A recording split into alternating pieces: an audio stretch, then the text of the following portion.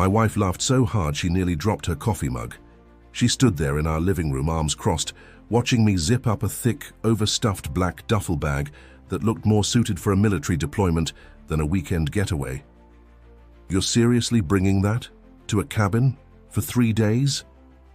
I didn't answer right away. I double-checked the zipper and tightened the straps, pressing down on the bulging sides. It wasn't light. Inside were items I'd packed countless times in my head, revised, updated, memorized like a ritual. It wasn't just a bag, it was a contingency. Jenna chuckled and shook her head. "You look like you're prepping for the end of the world, not a romantic weekend. I mean, solar chargers? Freeze-dried food, a hand-crank radio. What are we 90s survivalists now?" I stood up, dusting my hands off on my jeans. "You never know what could happen." She rolled her eyes. "What could happen? We're going to an Airbnb with a hot tub and a wine fridge. Worst case scenario, we run out of Pinot Noir. Power outages, no signal, car trouble, storms," I offered. She waved me off. "Please. It's not 1999, everything's fine. Just bring your clothes and your toothbrush, okay? You always do this." I paused for a second, searching her expression. Not cruel, just dismissive. Jenna was never mean-spirited, but she liked control, she liked comfort, and she hated being reminded that anything could interrupt the bubble she carefully maintained. "Let me ask you something," I said quietly. "If something did go wrong, just hypothetically, wouldn't you want to know I had a way to take care of us?" She smirked. "If something did go wrong, we'd just drive home. There's cell towers, roads, people. We're not hiking into the wilderness. You don't need to pretend we're in a movie." "It's not pretending," I said, zipping the side pocket where I kept the backup power banks. "It's planning. Planning for what, the apocalypse? Planning for being responsible." She turned away, grabbing her weekender bag from the hallway. It was canvas, floral print, barely large enough for 2 outfits and her hairdryer. "You're so dramatic sometimes," she muttered. I didn't reply. I'd had this argument in my head long before she voiced it. Ever since we started dating, really. Jenna was spontaneous, elegant, always forward-looking. I was practical, measured, grounded. And to her, that sometimes looked like paranoia, but I didn't pack my emergency bag to prove a point. I packed it because I couldn't not pack it. As I carried it out to the car, I glanced over at her, arranging her tote in the back seat, making room for her skincare pouch and a small cooler with pre-cut fruit. My bag barely fit in the trunk, wedged beside her yoga mat and throw pillows. She gave it one more sideways glance as I closed the hatch. "You know," she said, sliding into the passenger seat, "one day you're gonna throw your back out carrying all that junk and I'm not massaging you." I smiled faintly. "Noted." She pulled down her visor to check her lip gloss. "I'm just saying, we're going away to relax, maybe try it sometime." I nodded, starting the engine. The morning sun filtered through the windshield, and the sky ahead was clear. Nothing ominous, nothing threatening, just another weekend drive into the countryside. But I couldn't shake the feeling. Not fear exactly, just a kind of awareness. A sense that the world, no matter how well designed or well behaved, wasn't something we controlled. I didn't expect anything to happen. I just didn't want to be helpless if it did. And in that moment, as Jenna popped in her earbuds and scrolled through her phone, I caught a short news blip on the radio, something about increased solar activity, minor risk of interference. The anchor moved on without pause. Jenna didn't look up. I reached down and adjusted the dial, but the story was gone. Replaced by upbeat music and the day's weather forecast. 72 and sunny. She leaned her head back, eyes closed, and smiled. "See? Perfect weekend." I gripped the steering wheel a little tighter. If you enjoy stories where life teaches ironic lessons in the hardest ways, don't forget to hit that subscribe button now. Because this was only the beginning. The highway curved gently through the hills, long stretches of golden fields broken up by clusters of pine and cedar. Jenna dozed in the passenger seat, her sunglasses slipping slightly down her nose, a soft instrumental playlist humming from her phone. I kept both hands on the wheel, eyes scanning the road. It was peaceful in that overly quiet way that made your thoughts grow louder. We'd been driving for nearly 2 hours, far enough from the city now that even the billboards had vanished. The last gas station we passed had looked half-shuttered. No other cars in sight, just the sound of tires on pavement and the occasional whisper of wind across the windshield. Jenna stirred, stretching her arms with a soft yawn. "How much longer?" "About 45 minutes, I said, glancing at the GPS. "We'll hit a dirt road soon." She groaned playfully. "I knew there was a catch when I let you book this place." I smiled. "You approved it." "I liked the photos. I didn't realize it was built on top of a forgotten forest. It's remote, that was the point." She leaned her head against the window. Yeah. Disconnecting from the world, returning to our primal selves, all that nonsense. I still think we should have gone to that spa resort in Tahoe." "They didn't allow fires," she laughed. "So you picked this one because it lets you chop wood and grunt like a mountain man?" "Among other things," I said. "You said you wanted quiet." "I meant a massage and room service quiet. Not deliverance quiet." I didn't respond. We'd had variations of this conversation before, every time we traveled somewhere that wasn't part of her curated Pinterest board. Jenna liked curated experiences. I preferred unpredictable ones. A few minutes later, we took the turn onto the unpaved road. Gravel crunched under the tires as tall trees rose around us like silent sentinels. Jenna sat up straighter, adjusting the air vents and peering through the windshield. "This feels like we're entering someone's private land," she muttered. "It's mapped. The Airbnb link even had reviews."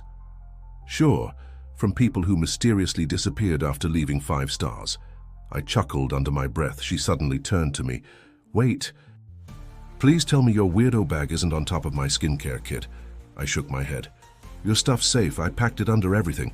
I even kept the cooler upright." She visibly relaxed. "Okay, good. I brought my jade roller. And if that leaks into my serum, we'll both die." "Noted." We drove in silence for a while, the cabin still miles ahead. The forest grew thicker, the light dimmer beneath the canopy. No phone towers, no rest stops, no signs of other people. The real world felt like it had quietly dropped away behind us. I noticed her signal bar blinking, searching, then nothing. She checked the phone, frowning. "No reception?" "Probably not until we hit the ridge," I said. I had a few emails I meant to send. I thought we were disconnecting. I didn't mean completely. She sighed and tucked the phone back into her bag. "This place better have a generator, or I'm lighting that wood stove with your beard trimmer." I didn't laugh this time. Instead, I thought back to the brief radio report we'd heard earlier, just before leaving town. The one about solar activity, flares disrupting satellites, possibly minor grid issues. It hadn't sounded urgent, but something about the way the anchor breezed through it stuck with me. Jenna hadn't noticed. She was busy syncing her playlist for offline mode. "I brought extra batteries," I said, mostly to myself. "For what?" "Just in case." She raised an eyebrow. "Of course you did." As the trees parted slightly, we saw a narrow path leading off to the right, marked by a crooked wooden sign. Bear Ridge Trailhead. That was our turnoff. We followed the path deeper into the woods, dust rising behind us. Jenna opened the window and let her hand ride the air, her earlier sarcasm softening as she took in the view. Pine needles scattered across the hood. A deer darted off into the brush. Then, around the final bend, the cabin appeared. 2 stories of rustic timber, a wraparound porch, and wide glass windows that reflected the trees like mirrors. Isolated, quiet, beautiful. Jenna whistled. "Okay, I'll admit it. This is kind of gorgeous." I parked and killed the engine. The silence that followed was complete. She stepped out and stretched, looking around. "No Wi-Fi, huh?" "Nope." She smiled, then narrowed her eyes. "And no service." "Exactly." She exhaled slowly. "All right, let's unplug." I opened the trunk, my hand brushing against the heavy duffel. Just for a second, I rested my palm on it. Still there, still ready, and I had no idea just how much we'd need it. The sun had barely dipped below the treetops when Jenna declared the cabin officially Instagram-worthy. She wandered through every room, opening drawers, peeking behind doors, testing light switches. I carried in the bags, careful not to scrape the doorframe with the emergency pack. No TV, no internet, and no microwave. she called from the kitchen. It's like a tech detox retreat for the emotionally stable. I smiled, placing the duffel in the corner near the fireplace. There's a wood-burning stove. That counts for something. Only if you're a pioneer woman. Still, she looked relaxed. Her shoulders softened, her pace slowed. The place had that effect. Wood-paneled walls, cozy furniture, tall windows staring straight into dense forest. The silence here wasn't empty. It was thick, like it pressed against your skin. I took stock quietly. Fridge, mostly empty. Cabinets held some canned goods, matches, tea bags. The lights worked. Water pressure was decent. Heat from the old radiator groaned softly. No cell reception, though, none at all. Jenna set her tote on the table and pulled out her Bluetooth speaker, frowning when it failed to connect. No signal for music either, she sighed. All right, time to embrace nature. She lit candles around the living room and poured us glasses of wine. For the first hour or two, it felt like a real escape. We sat on the couch under a thick blanket, the fireplace crackling. She read an old magazine she'd found in a drawer. I watched the flames, mind wandering. At some point, the air shifted, not in any dramatic way, just subtly. The fire still glowed, the cabin was warm, but the background hum, the fridge, the heater, the distant groan of pipes, all faded into an unnatural stillness. Jenna noticed first. She sat up slightly. Hey, did it get quieter? I listened. No whirring, no buzz, just the crackle of the fire and the wind through the trees outside. I stood and tried a light switch. Nothing. I checked the thermostat. Dead. She joined me, hugging herself. Is the power out? Looks like it. Great, she muttered, just when I was starting to feel cozy. I opened the cabinet under the sink and found a flashlight. Still worked. I handed it to her and grabbed the candle from the coffee table. Probably just a blown fuse, I said. Happens in remote places like this. Jenna followed me to the small utility closet near the back. The fuse box looked intact. I flipped the main switch. Nothing happened. No big deal, I offered. Let's just wait it out. Might come back on soon. She sighed but nodded. Fine. It's not like I need to straighten my hair out here. We returned to the couch, wrapped in silence. Outside, the wind picked up, brushing branches against the windows, the kind of night sound you can't hear in the city. Deep, ancient, unsettling. I thought there'd be noise from other cabins, she whispered. Or passing cars. There aren't any cabins near here. No neighbors at all. Just woods. Her eyes widened slightly. Wow, you really committed to the whole isolation fantasy. I nodded. That's the point. She sipped her wine and leaned against me. I don't hate it, it's just weird, like the world stopped moving. I didn't say it out loud, but I felt the same. The stillness wasn't just silence, it was absence. Of technology, of connection, of anything outside these walls. We played a card game by candlelight, but Jenna's phone died halfway through and she grew more distracted. She hated being disconnected, even when she claimed otherwise. I'll charge it in the morning, she said, placing it on the table. I didn't mention that charging it might not be an option. I also didn't reach for my emergency gear. Not yet. It felt premature, maybe even petty. Let the night pass. But I couldn't sleep. She drifted off next to me, curled under a quilt, her breathing even. I lay awake, listening to the cabin breathe. No power, no signal. Just darkness and the crackle of fire. Then I heard it, a low, distant hum. Faint, like the earth groaning. It faded as quickly as it came. I sat up, heart pacing. Nothing outside, nothing visible through the glass. Just trees. I reached down and touched the duffel, still zipped, still ready. I didn't wake her. I didn't say a word. But in my gut, something shifted. The quiet was no longer peaceful, it was waiting. When I woke up, the fire had died down to ash. Morning light barely pushed through the tall windows, muted and pale. The cabin felt colder than it should have. Jenna was still wrapped in the quilt, her back to me, breathing slow and shallow. I got up and went straight to the kitchen. No hum from the refrigerator. The ceiling light stayed dark when I flipped the switch. The heat hadn't kicked back on either. I pressed my fingers to the radiator. It was cold, still no power. I checked my phone out of habit.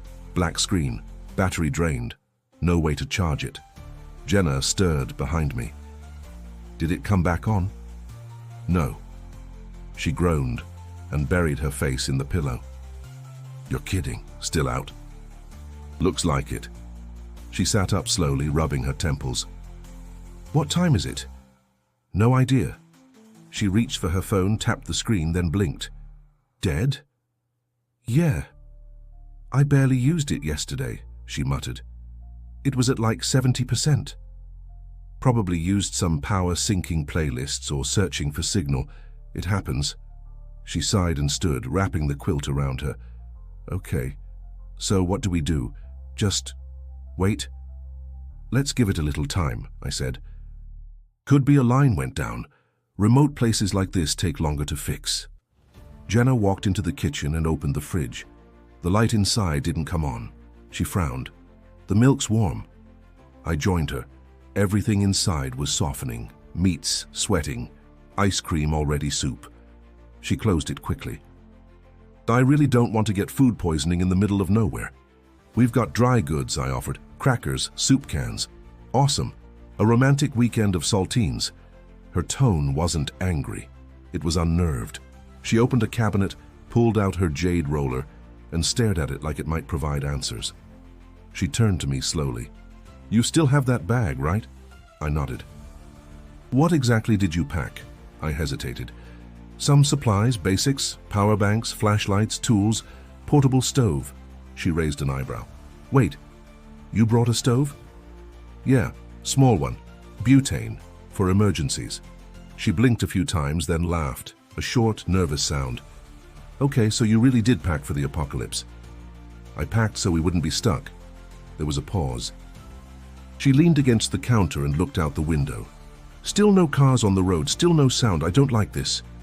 I followed her gaze. The forest outside stood motionless, a frozen world of pine and mist. Not even birdsong, no distant buzz of engines, no planes overhead. Just stillness. I stepped back into the living room and found the emergency duffel.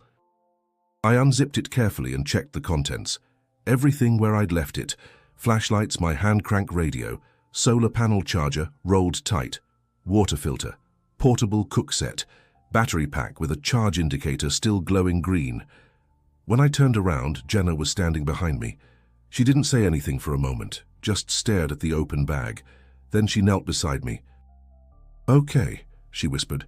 You win. I looked at her. She gave a tight smile. Your bag, your crazy overpacking. You win. I didn't gloat. I didn't want to. She picked up the flashlight and tested it, then set it down. Do you think it's just here? The outage? Hard to say, I replied. No reception, no signal, nothing on my phone. She stood and crossed her arms. If it was just the cabin, we'd see something by now, a repair truck, a neighbor, something. I nodded. And if it's bigger than that? We wait, conserve power, stay put until we know more. She took a deep breath and exhaled through her nose.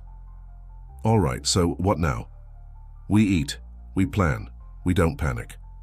She looked down at the duffel again, then met my eyes. You really thought of all this? Yeah. And you didn't say anything last night? There was nothing to say yet. She nodded slowly, lips pressed together.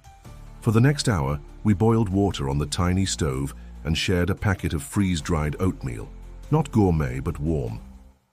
I showed her how the solar charger unfolded, how the battery bank could run a light or revive a phone once the sun returned.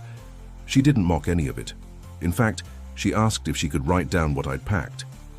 That afternoon we sat by the window and listened for any sound, but the woods held their silence like a secret, and the blackout deepened. By the second morning, the fridge was useless. The butter had melted into its wrapper. The yogurt was sour. I tossed most of it into the trash, fighting the instinct to hold on to it. Jenna stood beside me, arms crossed, biting her lip. This feels wrong, she said. It's like the world forgot to wake up. I didn't argue. She walked to the front door, opened it, and stepped out onto the porch. I followed. The sky was heavy with cloud cover, thick and unmoving. Still no sound, no birds, no distant hum of activity. Even the wind had gone silent, like it didn't want to disturb whatever had settled over the land. "I keep thinking it'll break," she said softly. "That I'll look at my phone and suddenly it'll light up, notifications, messages, news." I shook my head. "Whatever happened, it wasn't small. You think it was the solar flare thing? Maybe. Could have knocked out more than just the local grid." She sat on the steps, pulling her knees to her chest. "So this is it? Just cut off?" "For now." She nodded slowly. "We should have gone to the resort." "We didn't." "I know." Her voice cracked slightly. "I just didn't think we'd be stuck." I crouched beside her. "We're not helpless." She turned to me. "You really think that bag can get us through this?" "It can help. And if this goes on for days, then we survive for days." She hesitated. How long could we last? I looked out at the forest. Longer than most. Back inside, I laid out the items more formally. Fuel canisters, a weatherproof tarp, mylar blankets, water purification tablets, a foldable solar panel that could charge small electronics. Jenna watched in silence, her arms wrapped around herself. "This is insane," she muttered. "It's preparation." "No, I used to make fun of people who did this. I thought they were weird, paranoid, like doomsday nuts. Most people do. Until something goes wrong." She looked me in the eyes, and I saw something shift there, like her certainty had fractured, and what was underneath was fear, raw and unfamiliar. "Why didn't I listen to you?" she whispered. "Why didn't I ever take this seriously?" "Because nothing ever forced you to." That evening we boiled a pouch of rice and beans. It wasn't much, but it was hot. She ate slowly, methodically, as if trying to stretch the moment. "We need a plan," she said finally. "We already have one." She shook her head. "No, a real plan. What to do if no one comes, if nothing turns back on." I nodded. "We ration," I said. "We keep water filtered, we eat from the bag, we charge by sunlight, we monitor the radio." She blinked. "The radio?" I pulled it from the pack, a compact hand-crank model with solar panel and antenna. She watched as I turned the crank slowly, the gears whirring. A faint static came through, then silence, then another burst of static, and then a voice. Crackling. Faint. "This is emergency frequency. Grid failure confirmed. Remain sheltered." Jenna gasped. "Repeat. Power grid compromised. National communications affected. Remain calm. Stay with shelter. Await further." The signal faded into static again. We sat there in silence, letting the words sink in. "So it's not just here," she whispered. "No." "Then it's real?" "Yes." She leaned back against the wall, staring at the ceiling. "I can't believe this is happening." "You don't have to believe it," I said. "You just have to adapt." She didn't respond right away, then she asked, "What if we'd come without your bag?" "We'd be in trouble." She looked at me, eyes wide. "You saved us." I shook my head. "Not yet." "No, She paused. "You thought this through. You knew this could happen." "I hoped it wouldn't." "I mocked you," she said softly. "For years. Over and over. I thought I was being clever." "It's okay." "No," she said. "It's not. I made fun of your preparedness because it made me uncomfortable, because it reminded me how fragile everything is." I didn't answer. Then she stood and walked over to the duffel. She crouched down and began touching the items, inspecting them one by one. Not with mockery, but with curiosity. "What else is in here?" "Plenty." "I want to know." And in that moment, something shifted. Not just in the world outside, but inside her. The bag wasn't a joke anymore. It was our lifeline. We woke early, not because of any alarm, but because the cold had crept into our bones. The cabin had turned frigid overnight. No heat, no insulation, just bare wood and thick blankets barely holding it back. Jenna didn't complain. She just pulled on her jacket and sat silently at the edge of the bed. I got to work. First, I set up the small solar panel outside on the deck. The sky was cloudy, but there was enough diffuse light to begin a trickle. I adjusted the angle carefully, checking the green indicator on the power bank. "It's working?" she asked, standing in the doorway, arms crossed tightly over her chest. Slowly, but yes. She gave a small nod, then moved closer. "Do you want me to write things down? What we're using? What we have left?" "Good idea." She went inside and came back with a pen and a small notepad from her tote bag. The same tote she'd once called her weekend luxury survival kit. Now it held a broken speaker, a dead phone, and 2 lip balms. We inventoried everything.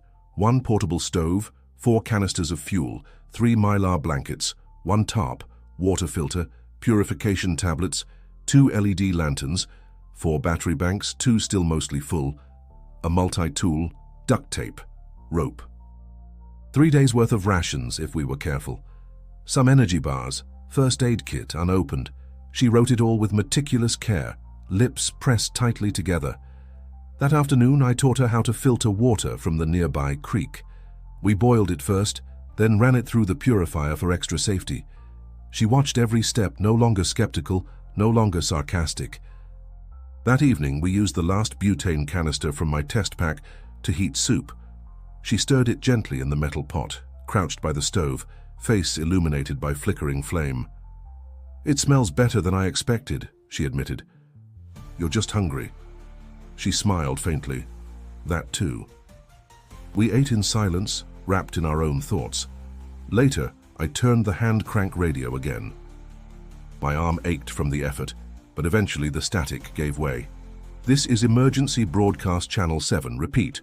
All citizens in affected regions are advised to shelter in place. Do not attempt travel. Power infrastructure has suffered widespread failure due to geomagnetic disturbances. Aid is being deployed. Stay tuned for updates." Jenna leaned in closer. "They still don't know how long?" "No," she exhaled slowly. "At least they're still talking." "Barely." She sat back and stared into the shadows. "Do you think there are people who didn't prepare at all? Like people with nothing?" "Yes." "What happens to them?" I didn't answer. She didn't press. Instead, she pulled the blanket tighter and said, "I want to learn everything. Not just how to use this stuff, but why you picked each item, why you planned like this." "Because comfort is a fragile illusion," I said. "We build routines and assume they're permanent, but they're not. All it takes is one failure, and you're alone with what you packed." She nodded. "You weren't scared when this started," she said after a pause. "I was." "But you weren't." "I was prepared." "Prepared is a kind of power," she whispered. "I get that now." That night, she asked to take first watch. We weren't in danger. There was no threat, no intruder, but she wanted to feel what it was like to be responsible, to stay alert. I didn't argue. I left her by the fire with a flashlight and the radio. When I woke in the middle of the night, she was still sitting there, hugging her knees, eyes on the window. "What are you watching for?" I asked. She glanced over, half smiling. "The future, I guess." She scooted aside and made room for me. We sat together in the dim glow of the lantern, the silence around us still thick but no longer suffocating. "It's strange," she murmured. "I hated this bag. I hated everything it represented. But now I feel safer knowing it's here." I reached out and squeezed her hand. "It's not the bag, it's the mindset." She nodded. "Then teach me the mindset." The wind outside picked up again, brushing across the cabin walls like a sigh, but it didn't feel ominous anymore, just real, and we were finally ready to face it. The days blurred into each other. Without clocks, phones, or power, time became something we felt in our bones instead of measured by screens. Morning was when the light returned, night was when the chill took over, and silence deepened. We fell into rhythm. Jenna stopped painting her nails. She stopped brushing her hair into perfect waves. Instead, she tied it back with an elastic band and helped me split kindling for the stove. Her manicured hands blistered. She didn't complain. I taught her how to layer clothing for warmth, how to keep the cabin insulated with blankets and spare towels, how to use the emergency blankets to reflect heat toward the center of the room. She absorbed every detail like it mattered, because now it did. Meals became small rituals: oatmeal in the morning, soup at night. A protein bar if we needed an energy boost mid-afternoon. We rationed carefully. Water filtered each morning from the creek. Solar panel checked, repositioned, adjusted. Power banks rotated to charge in sequence. Jenna wrote everything down: what we used, what remained, what could be stretched.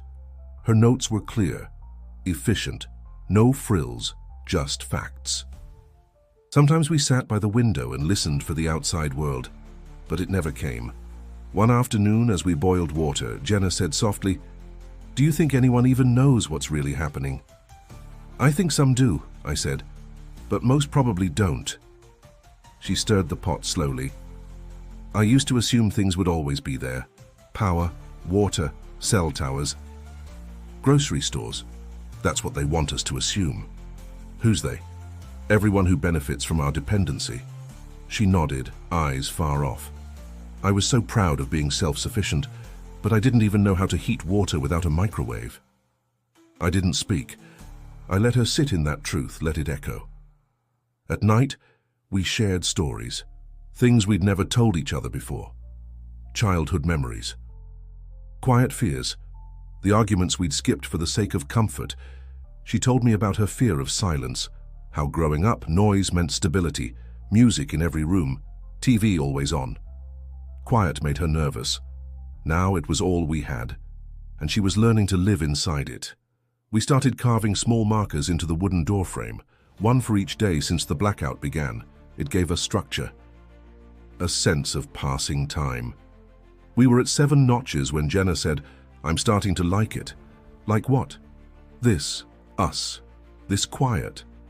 You don't miss everything." "Of course I do.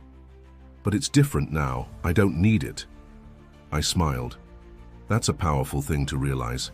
She leaned against my shoulder. "Do you think this will change people?"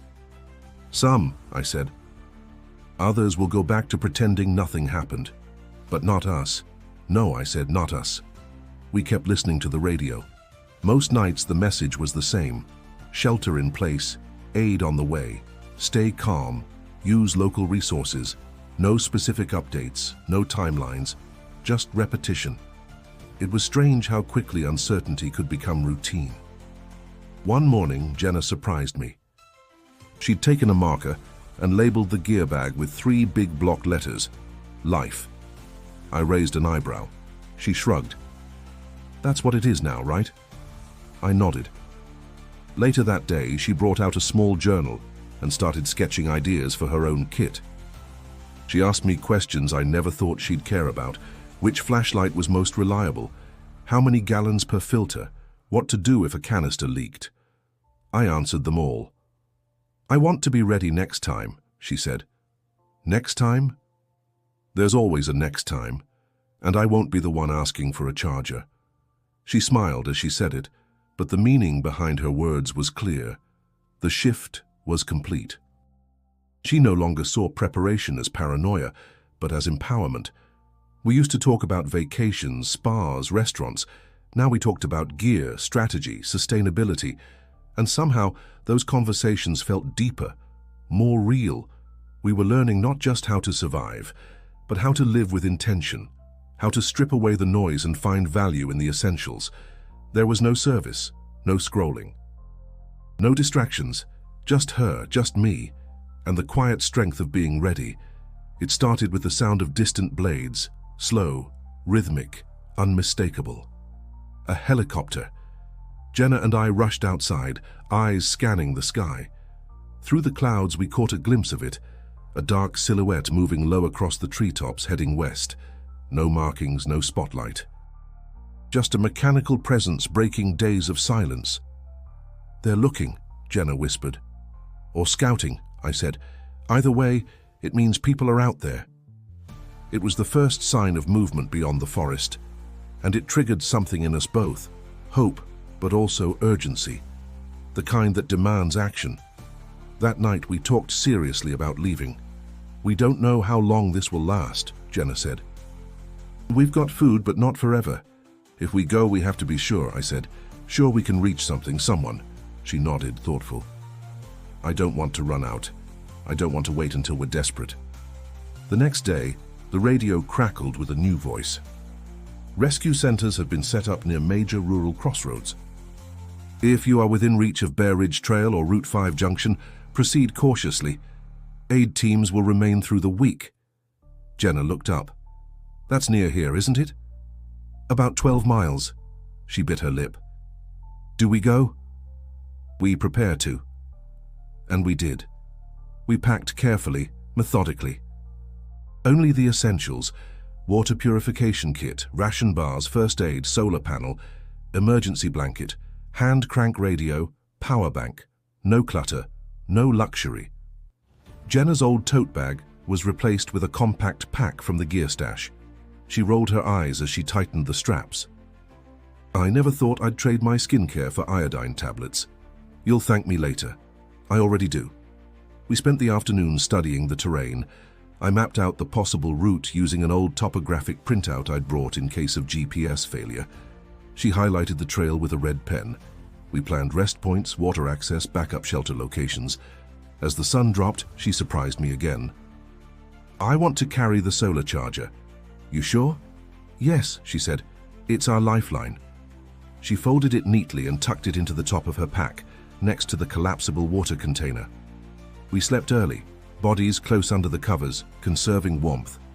Neither of us said it, but we both knew tomorrow was the turning point. In the morning, Jenna dressed in layers: thermal, fleece, waterproof shell. She tied her hair back in a tight braid, eyes focused. She looked different now, not made up or styled, but real, capable. I checked the gear one last time, then opened the door. The air was crisp, still no sounds of civilization, but the knowledge that help was nearby changed everything. It gave weight to every step we were about to take. As we walked down the porch, Jenna looked back at the cabin. "Think we'll come back? Maybe. If not," she said softly, "we left stronger than we arrived." We hiked slowly, pacing ourselves. The terrain wasn't harsh, but it was wild. Downed branches, patches of mud, roots waiting to twist ankles. We took breaks when needed, ate sparingly. Sipped filtered water. Jenna never once asked to stop early. Around mile 5, we saw footprints, faint but real, signs of others moving in the same direction. My chest tightened. We weren't alone. At a clearing, we saw smoke in the distance, controlled, steady, not wildfire. Another sign. We pressed on. At a narrow ridge, Jenna paused and pulled out the solar charger. She clipped it to her backpack so it could soak in what little light pierced the clouds. "You think we'll make it by nightfall?" she asked. "If not, we camp. And if something happens, we adapt, like we've been doing." She smiled faintly. "It's strange. I'm not scared anymore." "Why not?" "Because I know what's in my bag." We kept walking. Every mile felt like shedding a former version of ourselves. The comfort-chasing couple that once laughed at overpacking. Now, every item had purpose. Every step had intention. And somewhere between the quiet trees and the long horizon, Jenna whispered what I hadn't expected to hear. "I think this changed me forever." I nodded. "Good." And we walked on into the unknown, but not unprepared. The forest closed in around us as we pushed forward. The sun never fully emerged that day, just a dull grey light that hung in the sky like a half-dead lantern. We were into our 10th mile, legs aching, backs tight. But we didn't stop. Jenna walked just behind me, steady, focused. She didn't ask how much farther. She didn't complain, just breathed in rhythm and kept pace. We came to a steep slope, slick from earlier rain. I went first, testing each step, gripping the earth. Jenna followed, but halfway down her boot slipped. She caught herself, but the jolt twisted her ankle slightly. She gritted her teeth, muttered something under her breath, and waved me off when I offered a hand. "It's fine," she said, "just sore." "You sure? Keep going." "We're close." She limped for the next mile, favoring her left foot. Her silence worried me more than complaints would have, but she didn't stop, not once. Then came the collapse. It happened fast. One moment she was walking, the next, she staggered sideways and dropped to one knee, her face pale. I was at her side in seconds. "What's wrong?" "Dizzy," she said, closing her eyes. "I didn't eat enough this morning. I thought I could power through." I opened my pack and pulled out a ration bar, unwrapped it, and pressed it into her hand. "Eat." She took a small bite, chewing slowly, eyes glassy. I added another layer to her coat and gave her water. After a few minutes, color began to return to her face. "I'm okay," she whispered. "Just dumb." "You're not dumb." I should have said something earlier. I helped her up, supporting her weight. She leaned into me, breathing slower now, but steadier. "We rest here," I said. 15 minutes, no debate." She nodded. "Okay." I checked the radio again. Still no strong signal, just static and the occasional broken phrase. Then at full crank, a burst of clarity came through. "Team stationed near Waypoint Delta. Contact possible with flare or signal. Waypoint Delta." That matched the grid reference I'd circled 2 days ago, less than 2 miles away. "Help is close," I said. "We keep moving, slow and steady." Jenna stood, tightened her pack and gave me a nod. "Let's finish this." We walked together, arm in arm, stopping every 100 feet to catch breath. She leaned on a branch I'd fashioned into a makeshift walking stick. Her face was drawn but determined. We followed the ridgeline until we saw it, a glint of metal, a raised antenna, and the faint sound of movement. A field tent, a flag, people. My heart leapt. We waved. I shouted. A man in a vest looked up from behind a small table. Then another. One raised binoculars, then waved back furiously. "They see us!" Jenna gasped. We stumbled down the final slope, tears stinging my eyes. A rescue worker met us halfway, radio on his shoulder, voice clear. "We got 2 coming in from the north side." "Medical ready." They helped Jenna sit, gave her glucose tablets, wrapped her ankle, checked her vitals. Someone handed me a bottle of clean water. I drank deeply, then passed it to her. She took my hand and squeezed it. "You carried us here," she whispered. "No," I said. "You walked beside me." Later, when we were wrapped in thermal blankets sipping hot broth near a generator, one of the workers asked where we came from. "Cabin by Bear Ridge," I said. "And how long were you isolated?" 10 days, I said. "We had a pack, emergency gear." He nodded. Most people didn't. I looked at Jenna, who now sat cross-legged, holding her pack like it was sacred. She wasn't the same woman who laughed at me over a duffel bag. She was someone reborn by trial. We slept that night in a shared tent with 3 other survivors. Nobody spoke much. We didn't need to.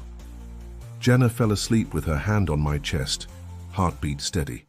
Outside, the world was still fractured, but we had made it out, together. The FEMA center was quiet in the way hospitals are quiet. Soft voices, clipped footsteps, the hum of machines running on portable generators. Inside, people moved with that same haunted look we'd seen on each other in the forest. We weren't alone in our story, not even close. They gave us clean clothes, showers, cots, a hot meal. It felt surreal, sitting under fluorescent lights again, spooning reconstituted stew into our mouths like nothing had ever happened. Jenna didn't say much that first day. She watched people, noted how many came in without bags, without shoes, without any idea what to do next. By the 3rd day, she asked if she could speak to one of the counselors helping coordinate supplies. "She wants to talk to others about prepping," I explained. The woman raised an eyebrow. "We get that a lot lately." They set her up with a whiteboard in a corner of the rec hall. She used markers to diagram a basic emergency kit. People gathered. At first, just a few, then more. She wasn't preaching. She was sharing, telling them how she used to think it was silly, how she mocked the idea of preparedness until she lived it. "You don't need to live in fear," she told a young couple. "You just need to respect the unknown." because comfort is only one bad week away from collapse. I sat nearby, listening, proud in a way that was hard to describe. She told our story, not just the blackout, but the way it rewired us. The way it stripped away what didn't matter and showed us what did. We stayed in the center for 2 more days before they cleared us to leave. The power grid was slowly being restored. Cities first, remote areas still dark. Roads were open, gas limited, stores barely stocked. They offered transport back toward our town. We accepted. As we sat on the bus, Jenna reached into her bag and pulled out a small notebook. She turned to a page she'd been working on. "I'm making a checklist," she said, "for our own kit, not just the one you packed, one we build together." I looked over her shoulder. She'd divided it into categories: food, water, light, communication, medical, tools. She'd added a final section labeled skills to learn. I smiled. "That's a good start." "No," she said. "It's just the beginning." When we got home, the house was intact but quiet. The power had returned, but we moved slowly, like we didn't quite trust it yet. Jenna didn't reach for the TV. She didn't plug in her old devices. She walked room to room, assessing things differently now. We cleared a corner in the garage and started organizing our gear. Not in secret, not in shame, but as a team. Neighbors came by in the following days, some to check in, others to ask how we'd managed. The ones who'd laughed at emergency bags now wanted to know what to buy, what to pack. Jenna answered them all with patience, even when they joked. She just smiled and said, "I was you." Until I wasn't. A week later, she held her first community workshop at the local library. Dozens showed up, young, old, families with kids, people who'd felt helpless during the blackout and wanted to reclaim some control. She held up her original tote bag and said, "This was what I brought to the cabin. It had lip balm and dry shampoo. That's who I thought I was." But that version of me would have fallen apart, and almost did. She reached down and lifted the compact gear pack she now kept by the door. This saved me, and so did the man who carried it. I felt eyes turn toward me in the crowd, but I didn't speak. Because she had found her voice at home that night, she surprised me again. She brought out a second pack, identical to hers, but filled with everything we'd discussed over the past week. "For you," she said, "your own dedicated kit, built by both of us." I took it, unzipped the front pocket, and inside was a small note. "You saved me because you were ready when I wasn't. I'll never laugh at that again." I pulled her close, and we stood there in silence, just like the forest days, but with a deeper calm now. If this story made you think twice about what truly matters, subscribe to the channel, because when the world stops, only those who prepared can keep moving. And if you're ready for the next story that just might change the way you see everything, click the video on your screen now.